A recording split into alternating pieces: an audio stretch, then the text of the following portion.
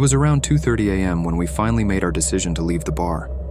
It had been a long night in Manhattan, and the Christmas lights glowing down the avenue felt like an eerie contrast to the exhaustion setting in.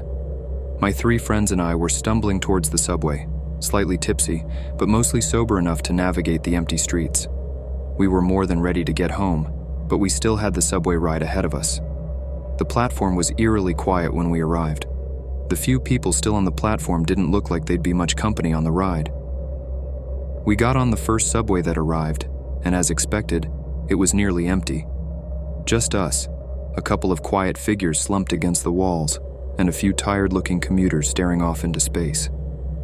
I took a seat near the window, the rhythmic sound of the subway's movement lulling me into a kind of stupor.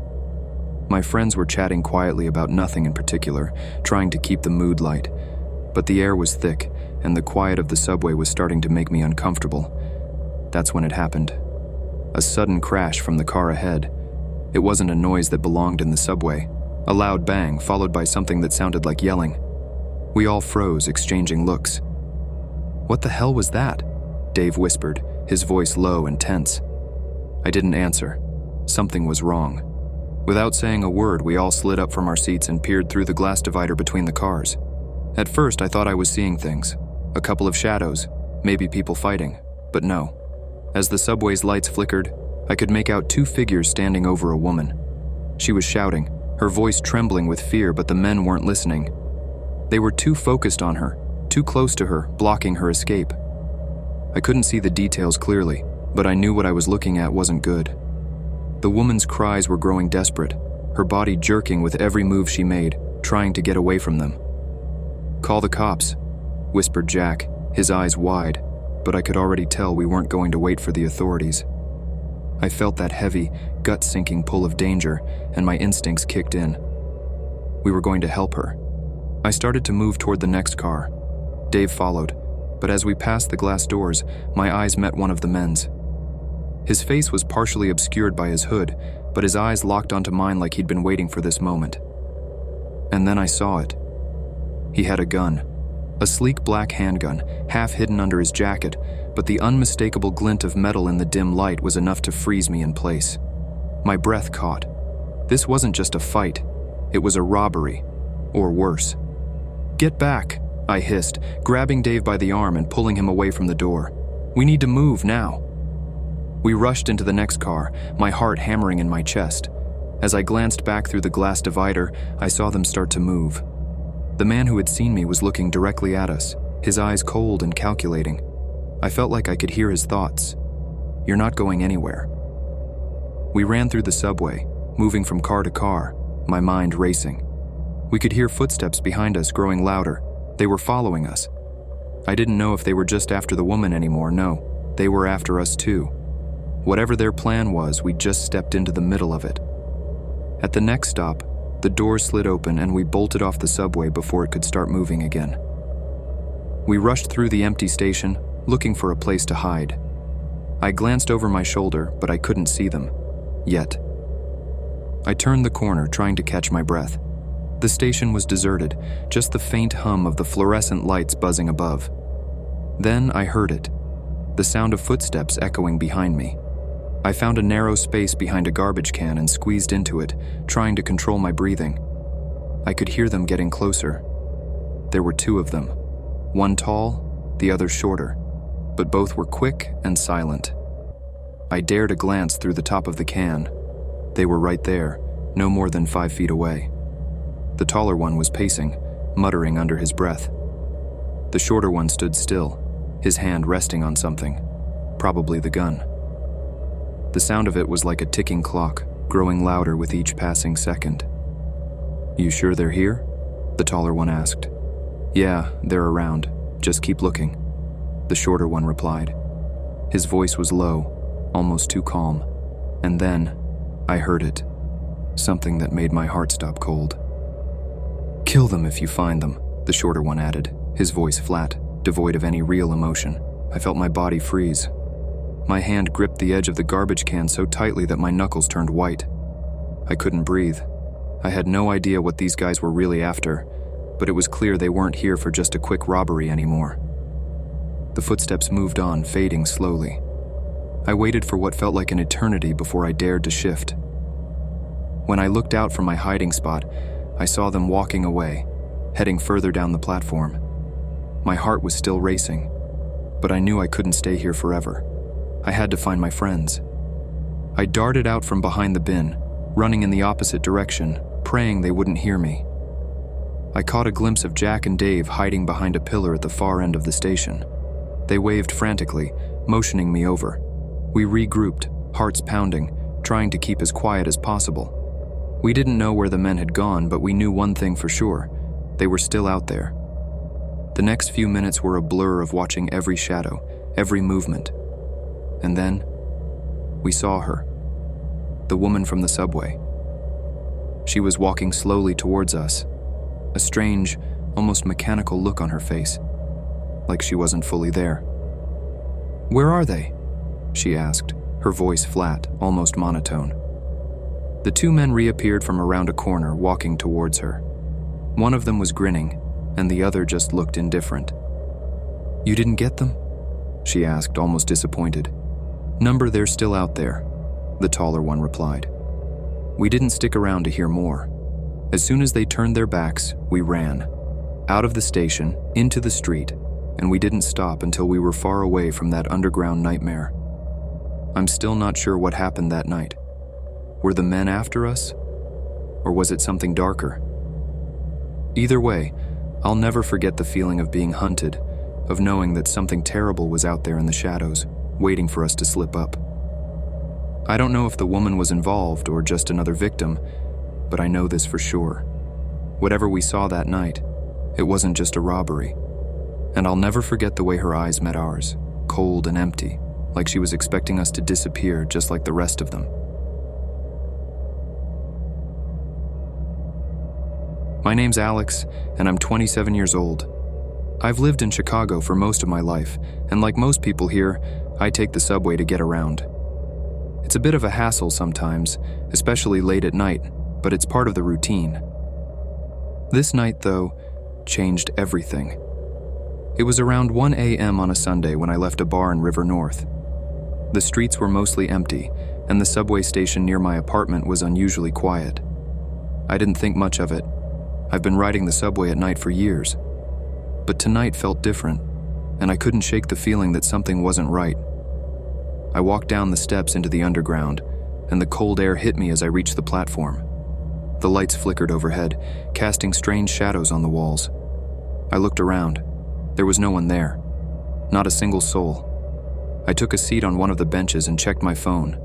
As usual, I had plenty of time to wait. The train wasn't due for another 15 minutes. I zoned out for a moment, distracted by the screen until I heard something. "Hey, you, over here." I froze. The voice came from the tunnel. At first, I thought it was just someone joking around, but when I looked up, I saw him. A man standing just outside the reach of the platform lights.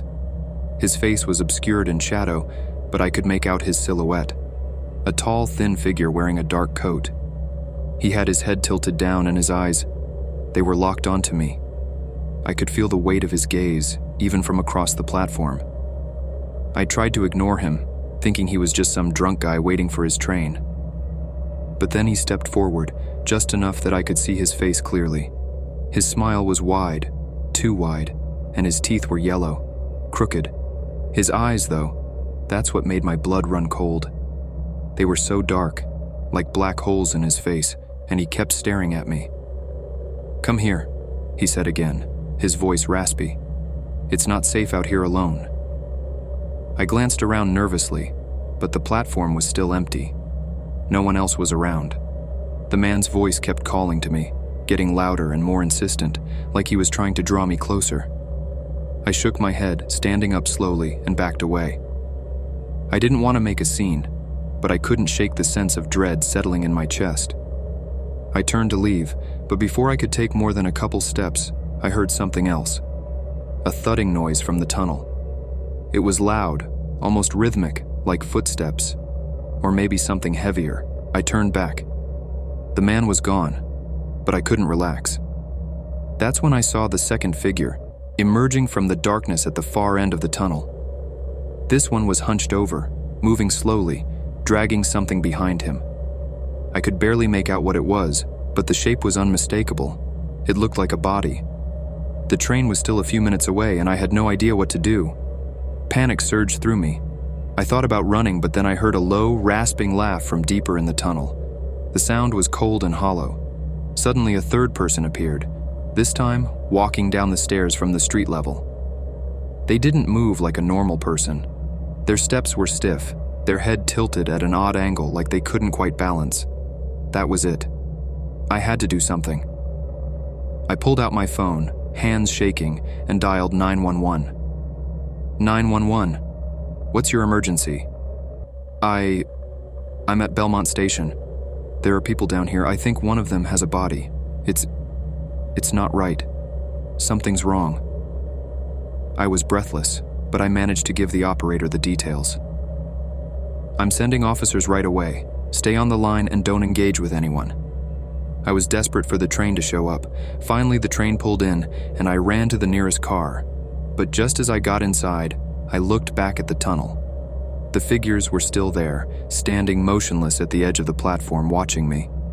As the train doors closed and we started to move, I saw them one last time. A group of dark figures, just staring, like they were waiting for something. I looked around at the other passengers. No one seemed to notice anything unusual. The whole ride felt like a blur. By the time I reached my stop, I was still shaking. I ran up the stairs to the street level and kept walking, not stopping until I was safely home. I hadn't seen any officers when I left the train, and I was starting to wonder if I had imagined the whole thing.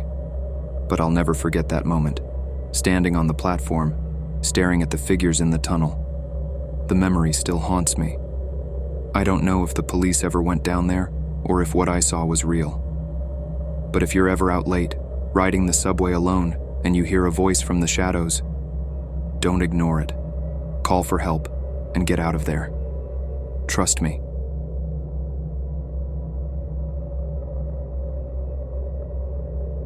It was 3 a.m. when I stepped onto the nearly empty subway platform. The air was thick with dampness, heavy and musty, and the overhead lights buzzed like they hadn't been changed in years. I had just finished my shift at the bar, and I was looking forward to the quiet of the subway ride home. The silence of the underground at this hour always felt comforting. It was like the city was taking a break, and I was the only one awake to witness it. I swiped my Metro card and heard the familiar screech of the subway pulling into the station. The doors hissed open, and I stepped inside to find an empty corner seat. I always chose the window seat, leaning my head against the cold glass as the subway lurched forward. The rhythmic sound of the tracks and the soft hum of the subway above drowned out the noise in my head. It was the perfect kind of peace after a chaotic night. I pulled out my phone and checked for new messages, but sighed when I found none. I tucked it back into my bag and stared at the tunnel ahead. The flickering lights above made the world outside look surreal, like I was suspended in some kind of dream. Everything felt strangely disconnected, like I was a ghost in a city full of strangers. That's when I noticed him. At first, I thought it was nothing, just some guy standing at the far end of the car, a little out of place. He was tall, his coat long enough to touch the floor, and his back was to me. He was staring at the doors, but there was something off about the way he stood. Too still, like he was pretending to be casual but couldn't quite pull it off. His hands gripped the overhead strap, but even that felt forced, like he was trying too hard to blend in. I tried not to look. Maybe it was just my tired eyes, but the longer I watched him, the more uneasy I felt. I pulled my gaze back to the window, focusing on the reflection of the tunnel as it whipped by. It wasn't the first time I'd been on a late-night subway with a weird vibe. I tried to convince myself it was nothing, just a late-night commuter, just like me. But when I glanced back a few seconds later, he was closer. Not by much, but enough to make my heart skip. He had moved a little down the car, now standing near the center, facing away but with his head tilted, his posture stiff, unnatural.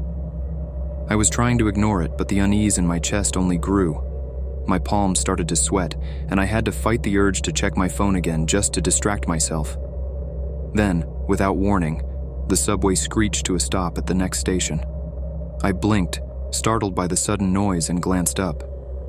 The doors slid open, and a few passengers stepped in, talking quietly as they shuffled to their seats.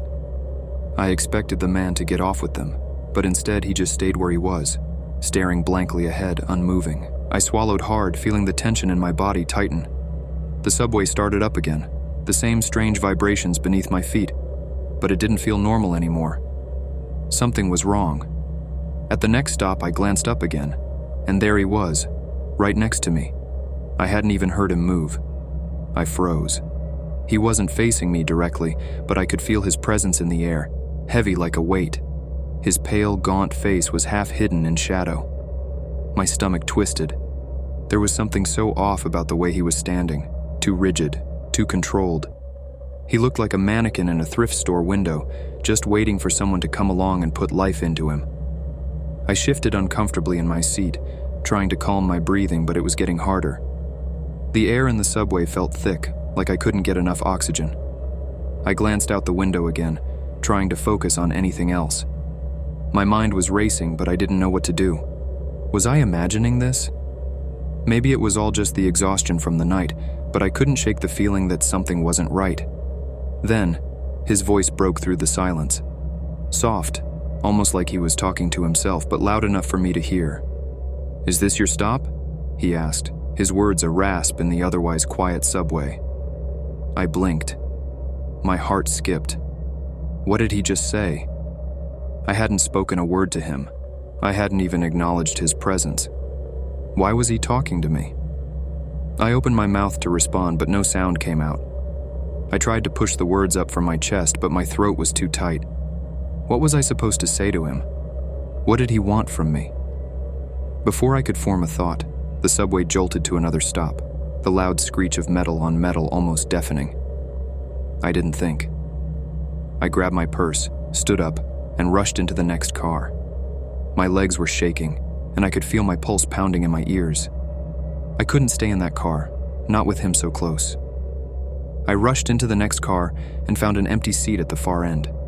The doors slid shut behind me with a soft whoosh, and for a moment, I thought I might be okay. I tried to calm my breath, but it felt like there was still a storm swirling inside my chest. That's when I heard it.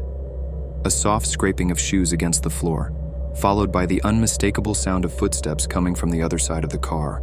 My heart slammed into my ribcage. I glanced up. The man wasn't there. I exhaled sharply, feeling a wave of relief wash over me. Maybe I was just being paranoid. Maybe I'd gotten ahead of myself. I sat back in my seat, trying to convince myself that I was fine, that I was safe. But as I looked out the window, I saw something that made my stomach twist into a knot. The man. He was standing just outside the subway, his face pressed against the glass of the doors between the cars. His eyes, wide, unblinking, were locked onto mine. He was still watching me. I shot up from my seat and ran up the stairs to street level, my heart racing as the cold night air hit me. I didn't look back. I just kept running, my breath coming in sharp, panicked gasps. I didn't stop until I was standing outside in the safety of the city streets, far from that subway tunnel. I leaned against a lamppost, trying to catch my breath. My hands were shaking. I couldn't explain it, but something in my gut told me I wasn't going to forget this night. And when I glanced back at the subway entrance, I saw him, the tall figure, standing just inside the shadows, watching me, waiting. If you enjoyed those 3 stories and want to hear more true horror stories, make sure to hit that like button and subscribe to the channel. Don't forget to ring the bell so you never miss a new episode. Share this video with your friends, because some things are just too creepy to keep to yourself. Stay safe and keep your eyes open. Who knows what might be lurking in the shadows?